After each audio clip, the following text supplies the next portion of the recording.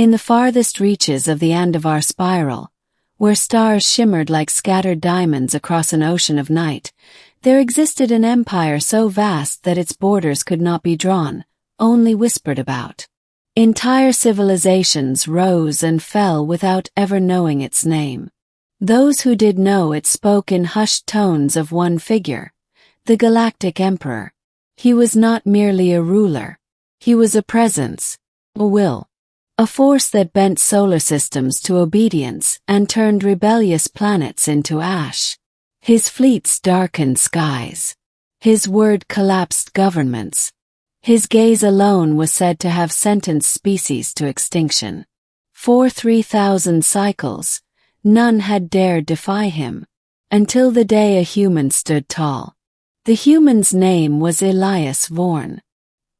He came from Earth, a planet so obscure in the galactic registry that it had once been mislabeled as an asteroid cluster. Humanity was young by cosmic standards, barely crawling beyond its own star when the Empire first noticed it. Most species, upon discovery, begged for annexation or hid in fear. Humans did neither. They simply continued. They explored. They built. They questioned. And eventually they refused. The first contact vessel arrived in Earth's orbit without announcement. It was not shaped like a ship but like a wound in space itself, a fracture leaking violet light. From it emerged the Emperor's herald, a being of living crystal whose voice rang like chimes struck by lightning. By decree of the Eternal Throne, it declared, broadcasting across every frequency known to humanity, your world is now property of the galactic sovereignty. Surrender governance, resources, and genetic archives. Compliance ensures survival. Resistance ensures silence. Panic erupted across Earth. Governments argued. Scientists begged for time. Armies prepared weapons that even they knew would be useless. Only one man did not panic. Elias Vorn was not a general or politician. He was a structural engineer who had spent his life designing orbital bridges and atmospheric stabilizers. He believed problems could be solved if one simply stood long enough to face them. When the Herald demanded Earth's surrender within one rotation, the United Assembly, desperate and divided, asked for a volunteer emissary. Someone expendable, should the Emperor grow displeased. Elias stepped forward. I'll go, he said. Not because he thought he could win. Because he refused to kneel. The transport beam lifted him from Earth's surface and hurled him across 1,000 light-years in a breath. When his vision cleared, he stood inside the throne chamber of the Galactic Emperor. The chamber was not a room. It was a void. A cathedral carved from gravity itself. Galaxies spun slowly in the distance like lanterns hung from infinity. At its center hovered the throne, an impossible construct of dark matter and collapsed suns. And upon it sat the Emperor. No record had ever described him accurately. Some said he was a god. Others claimed he was an ancient machine. Still others insisted he had no form at all. They were all wrong. He had a form. And it was terrible. He appeared as a towering figure draped in flowing shadows. His body composed of shifting constellations. Where his face should have been burned a single white star. When he spoke, space trembled. You are small. Elias swallowed. His legs trembled, but he locked them in place. I am human. The Emperor's starface flared slightly, as if amused. You were expected to send armies. Or diplomats. Instead you send this. This is what we chose, Elias replied. Silence stretched. Entire nebulae drifted in the distance before the Emperor spoke again. You stand before the sovereign of 12 million civilizations. My fleets harvest suns. My command halts time. Do you understand where you are? Yes. And you do not kneel. No. The chamber grew colder. Stars dimmed. Across the galaxy, 1,000 war fleets paused as if sensing their master's attention sharpening to a blade's edge. The Emperor leaned forward. Explain.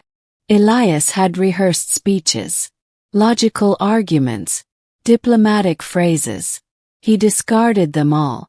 Because kneeling means we accept that we belong to you, he said. And we don't.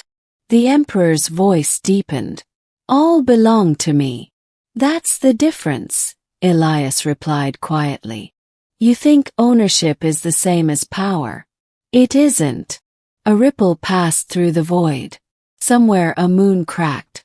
You dare instruct me on power? I'm explaining humanity, Elias said. We don't measure strength by what we can crush. We measure it by what we can endure. The Emperor rose from his throne. Galaxies tilted. You endure because I have not chosen otherwise. Maybe, Elias admitted. But you're afraid to choose otherwise. The stars froze. Every fleet, every world, every creature under imperial rule felt it. The instant the universe held its breath. The Emperor's light intensified until Elias had to shield his eyes. Afraid? The Emperor whispered. Yes. The word echoed like a stone dropped into eternity. No being in recorded history had ever accused the Emperor of fear and survived long enough to take a second breath. Yet Elias stood. The Emperor descended from his throne, vast as a mountain, until the burning star of his face hovered inches from the human. Explain, he said again. Elias's heart hammered so violently he thought it might burst. But he remembered Earth. Oceans, wind, laughter, stubborn cities carved from wilderness. He remembered that humanity's greatest triumphs had always come after someone said, "This cannot be done." So he spoke. "You've conquered everything," he said. "Every species kneels. Every system obeys. But you still keep expanding. Still crushing. Still demanding. Why?" The Emperor did not answer. "Because you're afraid something out there might not kneel," Elias continued. "You're afraid of the one thing you can't control." The silence that followed was heavier than gravity. "And what?" the Emperor asked slowly. "Is that?" Elias met the burning star. "Choice." The word struck harder than any weapon. For the first time since the birth of the Empire, the Emperor did not move. Memories surged through his ancient consciousness.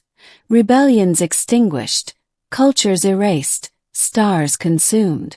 He had always called it order, destiny, inevitability, never fear.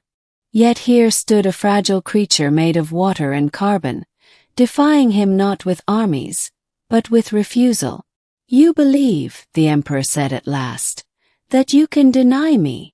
"I believe you can't make us belong to you," Elias replied. "You can destroy us. But that's not the same thing." The Emperor's light flickered. Across the galaxy, sensors recorded an impossibility. The Emperor hesitated. "Why?" the cosmic ruler asked.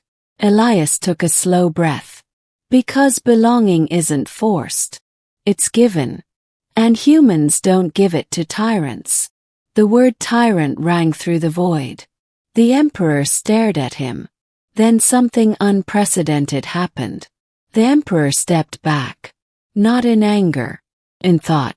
Eons passed in that moment of silence. Civilizations watched their skies. Oracles fainted. Machines stalled mid-calculation. Finally the Emperor spoke. "You risk annihilation for this defiance." "Yes." "You would let your species burn rather than kneel." "Yes." "Even knowing you cannot win." Elias's voice was steady. "We don't need to win. We just need to stand." The Emperor looked at him for a long, immeasurable time. Then slowly the blazing star dimmed. "I have ruled since before your sun ignited," the Emperor said. I have crushed warriors made of plasma and philosophers older than galaxies. None have spoken to me as you have. Elias said nothing. You are fragile, brief, insignificant in scale. Probably, Elias agreed. And yet, the Emperor's voice softened like a collapsing supernova fading into silence. You do not break. Elias met his gaze. We bend, he said. We adapt, fall, but we stand back up. That's our nature. Another silence. Then the Emperor turned away. The throne dissolved into drifting sparks. The oppressive gravity lifted. The galaxies resumed their slow dance. Human, the Emperor declared. Your world is exempt. Elias blinked. Exempt. From conquest. From tribute. From rule. Why? The Emperor's starface glowed faintly. Because I do not conquer what I cannot make kneel. In an instant Elias was back on Earth. No beam. No flash. Just wind on his face and soil beneath his boots. Above him, the alien vessel closed like a healing wound and vanished into the stars. Across the galaxy, shock waves of disbelief spread faster than light. The Emperor had spared a world. Not because it fought, because it refused. And on countless distant planets, whispers began. Not of rebellion, of possibility. Years later, historians would debate what truly happened in that throne chamber. Some claimed the Emperor had shown mercy. Others insisted it was strategy. But those who understood power best knew the truth. For the first time in eternity, the Galactic Emperor had encountered something stronger than fear. A human who stood tall.